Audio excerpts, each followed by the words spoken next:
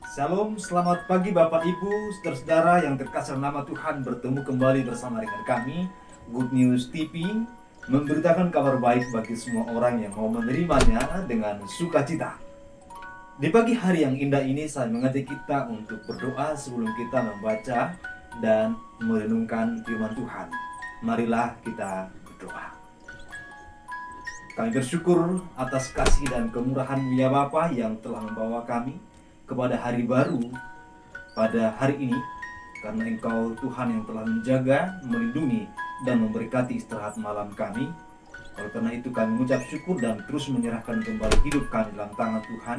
Berkati kami sepanjang hari ini, dan kami mengawali aktivitas kami dengan menerima berkat firman-Mu. Oleh karena itu terangi hati dan pikiran kami, mampukan kami untuk memahami kebenaran, dan mampukan kami juga melakukannya. Dalam nama Tuhan Yesus, firman yang hidup, kami telah berdoa dan mengucap syukur. Amin. Bapak Ibu, saudara-saudara yang terkasih nama Tuhan, saya mengajak kita membaca firman Tuhan untuk kita renungkan dari surat Yakobus pada pasalnya yang pertama, ayatnya yang kedua sampai dengan ayatnya yang ke-8. Iman dan hikmat adalah judul perikop yang diberikan Lembaga Alkitab Indonesia bagi kita. Firman Tuhan, saudara-saudaraku, anggaplah sebagai suatu kebahagiaan apabila kamu jatuh ke dalam berbagai-bagai pencobaan. Sebab kamu tahu bahwa ujian terhadap imanmu itu menghasilkan ketekunan. Dan biarlah ketekunan itu memperoleh buah yang matang, supaya kamu menjadi sempurna dan utuh, dan tak kekurangan suatu apapun.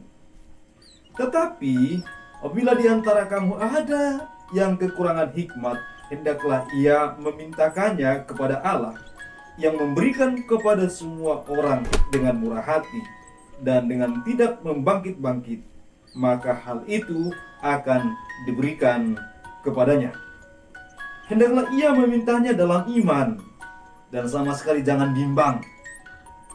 Sebab orang yang bimbang sama dengan gelombang laut yang diombang-ambingkan kian kemari oleh angin.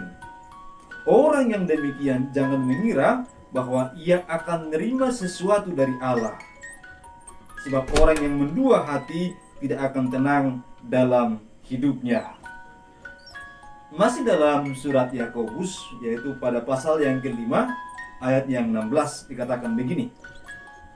Karena itu hendaklah kamu saling mengaku dosamu dan saling mendoakan supaya kamu sembuh. Orang yang benar bila dengan yakin didoakan sangat besar kuasanya. Yang berbahagia adalah setiap orang yang mendengar dan melakukan firman Tuhan. Saudara-saudara yang terkasih nama Tuhan, tema kita di pagi hari ini adalah jangan bimbang.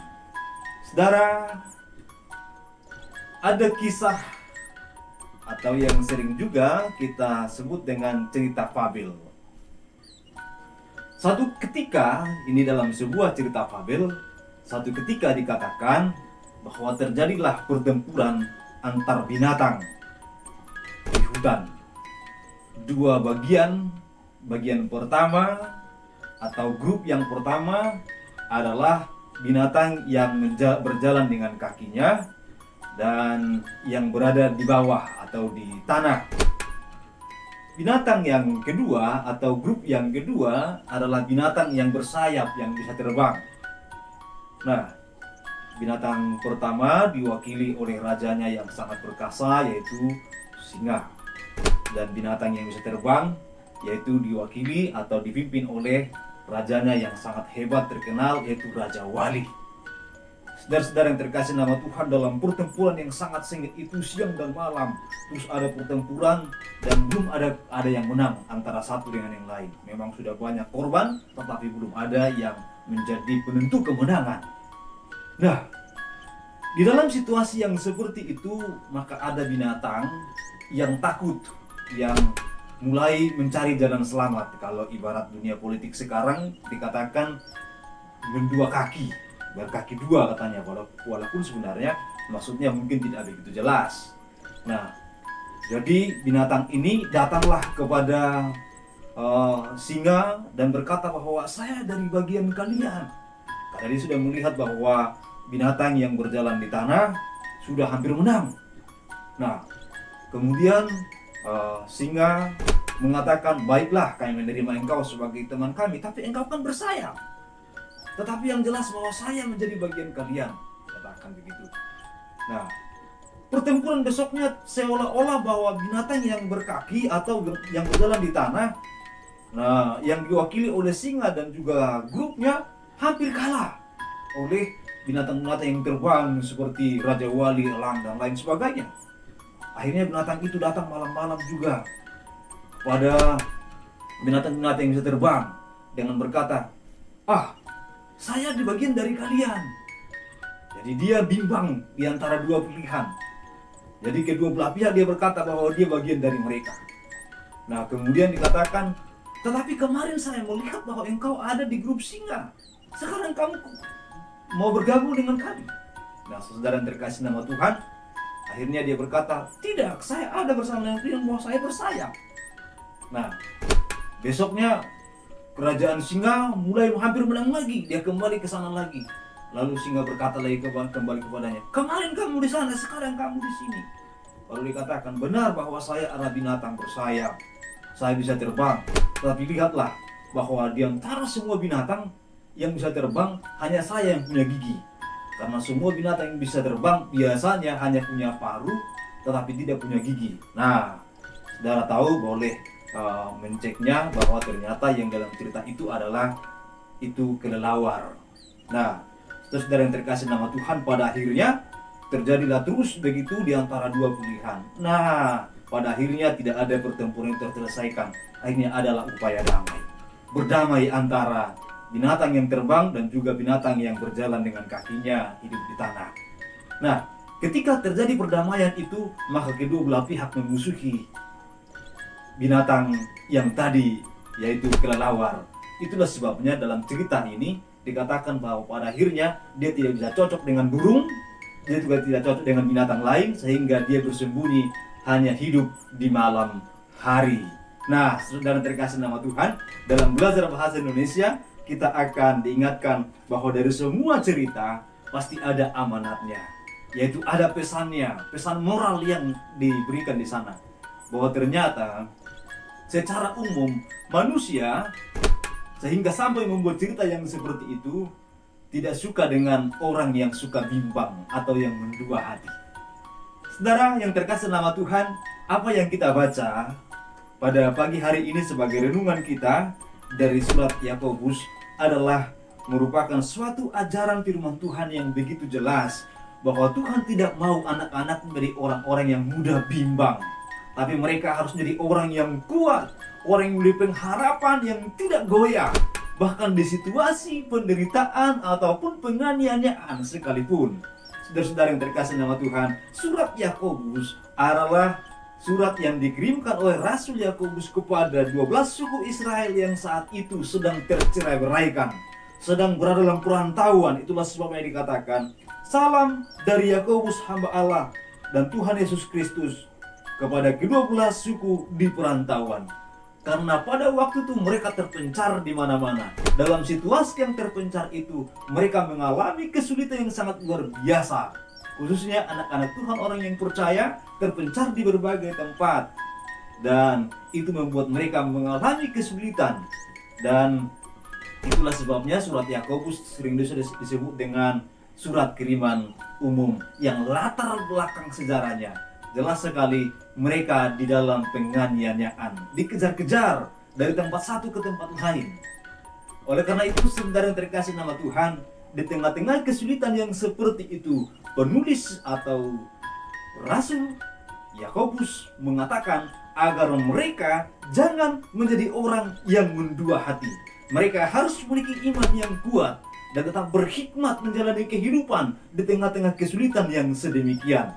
Nah, saudara yang terkasih nama Tuhan, dikatakan, sebab kamu tahu bahwa ujian terhadap iman itu menghasilkan ketekunan. Mereka sedang diuji imannya karena mereka harus terpencar kemana-mana, dikejar-kejar, mengalami bahaya siang dan malam. tetapi dikatakan mereka harus kuat di dalam iman mereka. Dan mereka tidak boleh menjadi goyah. Mereka harus memiliki iman yang tekun, yang kuat, yang tidak goyah. Bahkan dikatakan jika mereka kurang hikmat, mereka harus berdoa minta hikmat kepada Tuhan. Dan Tuhan akan memberikan kepada mereka, asal saja mereka tidak bimbang, mereka tidak goyah. Dikatakan orang yang bimbang, pada bagian ini dikatakan mereka akan seperti gelombang laut yang dihempaskan kemana-mana. Dan mereka tidak akan mendapatkan hasil apa-apa dari iman yang mudah bimbang, dari iman yang mudah berubah-ubah, dari iman yang dibawa seperti aliran angin pergi kemana-mana, yang tidak jelas tujuan, yang tidak jelas fokusnya, yang tidak memiliki pegangan hidup yang kuat dalam hidup. Saudara yang terkasih nama Tuhan, oleh karena itu miliki iman yang kuat, iman yang tidak goyah. Bahkan di situasi apapun, tetaplah menjadi seorang Kristen yang kuat, seorang anak Tuhan yang mengandalkan Tuhan siang dan malam, dan dalam bagaimanapun keadaan dan kondisinya. Nampaknya penulis Yakobus begitu senang mengingatkan umat Tuhan pada waktu itu agar mereka tidak bimbang. Bahkan dalam hal doa pun dikatakan dalam Yakobus 5 pada ayat 16 dikatakan agar mereka berdoa dengan iman dengan tidak bimbang, dan mereka akan menerima upah doanya atau jawaban doanya. Karena dikatakan doa orang yang benar bila dengan yakin didoakan akan sangat besar kuasanya. Nah, saudara yang terkasih nama Tuhan, baik dalam hal hidup beriman, baik dalam hal berdoa, dalam hal berpengharapan, dalam hal ketekunan, dalam hal hidup hikmat, dikatakan jangan bimbang. Harus memiliki iman yang kuat kepada Tuhan. Tuhan Yesus memberkati kita. Marilah kita berdoa. Terima kasih Tuhan, buat pagi hari ini kami diingatkan agar kami memiliki hidup yang berharap kepada Tuhan, menjalani hidup dengan tekun dan tidak bimbang. Ajari kami untuk kami boleh menjalani hidup dengan penuh hikmat. Bahkan ketika kami berdoa, ketika kami melakukan apapun, iman kami terus melekat kepada Tuhan dan tidak bimbang sedikit pun. Terima kasih Bapa, terima kasih, kami percaya Engkau Allah kami yang selalu setia, mengasihi dan peduli kepada kami semua. Saudara-saudaraku yang saat ini siap-siap untuk bekerja, berkatilah mereka ya Tuhan. Yang lemah biarlah Engkau menguatkan mereka, yang susah biarlah Engkau yang menghiburkan mereka, yang berkekurangan Tuhan cukupkan mereka Bapa Surgawi. Dan jika di antara mereka ada yang patah semangat, kuatkan, bangkitkan mereka kembali. Dan jika mereka ada yang kehilangan pengharapan, berikan mereka pengharapan yang hidup, mereka boleh memandang kepada Tuhan yang sangat baik, yang tidak akan mungkin meninggalkan mereka. Terima kasih Bapa. Hari-hari ini kami umat Tuhan menantikan vaksinasi untuk COVID-19. Biarlah Tuhan memberkati agar semua proses-proses itu yang dilakukan oleh pemerintah berjalan dengan baik, dan masyarakat menerima dengan sungguh. Dan kami semua masyarakat di Indonesia ini juga Tuhan mendapat berkat Tuhan melalui pemerintah yang Engkau berikan bagi kami. Terima kasih Bapa, terima kasih. Doa kami kepadamu ya Allah kami. Terpujilah Engkau. Saudaraku yang terkasih nama Tuhan, mari kembalilah kepada kita masing-masing, arahkanlah hati dan pikiranmu kepada Tuhan, terimalah berkatnya. Kiranya kasih karunia dan damai sejahtera dari Allah Bapa dan Tuhan kita Yesus Kristus dengan perantaraan Allah Roh Kudus itulah yang menyertai, memberkati saudara hari ini sampai selama-lamanya. Amin. Amin. Tuhan memberkati kita semua. Jangan bimbang, tetap kuat di dalam Tuhan. Sampai ketemu di edisi berikutnya.